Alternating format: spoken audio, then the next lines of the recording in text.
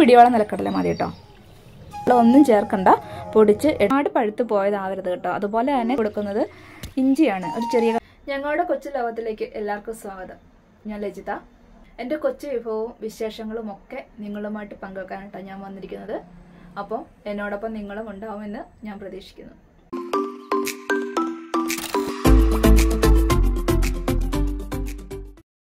ഇന്ന് ഞാൻ 2 വ്യത്യസ്ത തരത്തിലുള്ള ചമ്മന്തി ആയിട്ടാണ് കേട്ടോ വന്നിരിക്കുന്നത്.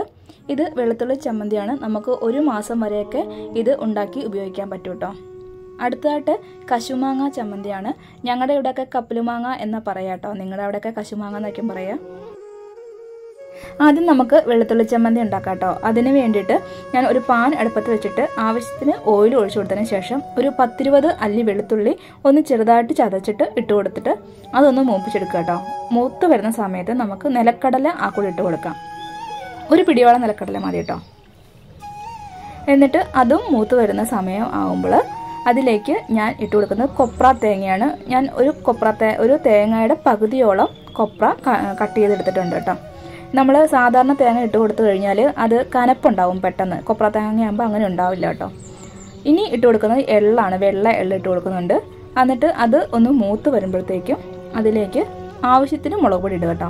നിങ്ങളുടെ എരിവിനനുസരിച്ച് മുളക് പൊടി ഇടാം. അതിലേക്ക് കൂടാതെ മഞ്ഞൾപ്പൊടിയും ഇട്ടിട്ട് മൂപ്പിച്ചെടുക്കുന്നുണ്ട്. ഇത്രയും മതി. ഇനി നമുക്ക് ഇതൊന്ന് നല്ലവണ്ണം പൊടിച്ചെടുക്കണം കേട്ടോ. വെള്ളം ഒന്നും ചേർക്കണ്ട, പൊടിച്ച് എടുത്താൽ മാത്രം മതി. ഇതാ നമ്മുടെ വെളുത്തുള്ളി ചമ്മന്തി റെഡി ആയി കഴിഞ്ഞു കേട്ടോ. എത്ര എളുപ്പത്തിലല്ലേ ഉണ്ടാക്കാൻ പറ്റുന്നത്. നിങ്ങളും ഒന്ന് ട്രൈ ചെയ്ത് നോക്കണം. വളരെ എളുപ്പത്തിലും അതുപോലെ തന്നെ വളരെ സ്വാദുമാണ് കേട്ടോ. നമുക്ക് എത്ര ദിവസം വേണേലും ഇത് വെള്ളം ഒന്നും പറ്റിക്കാതെ ഉള്ള സ്പൂണൊക്കെ വെച്ചെടുക്കുകയാണെങ്കിൽ എത്ര ദിവസം വേണമെങ്കിലും നമുക്ക് ഇത് ഉപയോഗിക്കാൻ പറ്റും കേട്ടോ.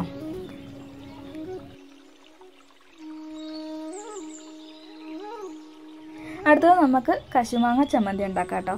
അപ്പോൾ അതിന് വേണ്ടിയിട്ട് ഞാനിവിടെ എടുക്കുന്നത് ഒരു കശുമാങ്ങയാണ്. അത് നല്ലവണ്ണം ഒന്ന് കഴുകിയതിന് ശേഷം കട്ട് ചെയ്തെടുക്കുക. ചെറിയ ചെറിയ പീസുകളായിട്ട് കട്ട് ചെയ്തെടുത്താൽ മതി കേട്ടോ.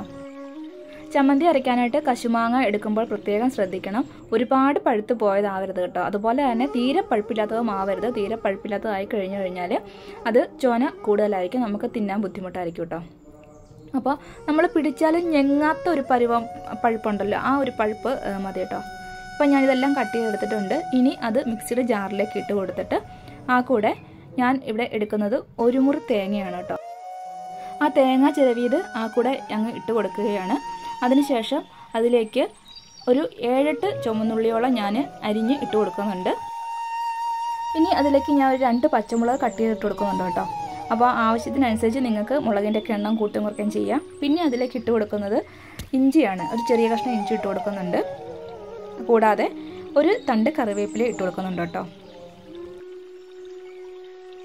ഇനി പാകത്തിന് ഉപ്പും കൂടി ഇട്ട് കൊടുത്തതിന് ശേഷം ഇത് നല്ലവണ്ണം തന്നെ ഒന്ന് അരച്ചെടുക്കണം കേട്ടോ. അപ്പം ചമ്മന്തിയുടെ പരുവം നിങ്ങൾക്ക് അറിയാമല്ലോ, ആ ഒരു പരുവത്തിന് അരച്ചെടുക്കുക. അപ്പോൾ നമ്മുടെ ചമ്മന്തിയൊക്കെ റെഡി ആയിട്ടുണ്ട്. ഈ ചമ്മന്തി ഉണ്ടാക്കുന്ന ആൾക്കല്ലാതെ കൊണ്ട് വേറൊരാൾക്ക് കൊടുത്തു കഴിഞ്ഞാൽ ഇത് കശുമാങ്ങ വെച്ചിട്ടുണ്ടാക്കിയ ചമ്മന്തിയാണെന്ന് അവർ ഒരിക്കലും പറയില്ല. അതുപോലെ ഒരു പ്രത്യേക ടേസ്റ്റാണ്, ഒരു വ്യത്യസ്തമായ ടേസ്റ്റ് തന്നെയാണ് കേട്ടോ. നിങ്ങളും ഒരിക്കലെങ്കിലും ഒന്ന് ട്രൈ ചെയ്ത് നോക്കണം.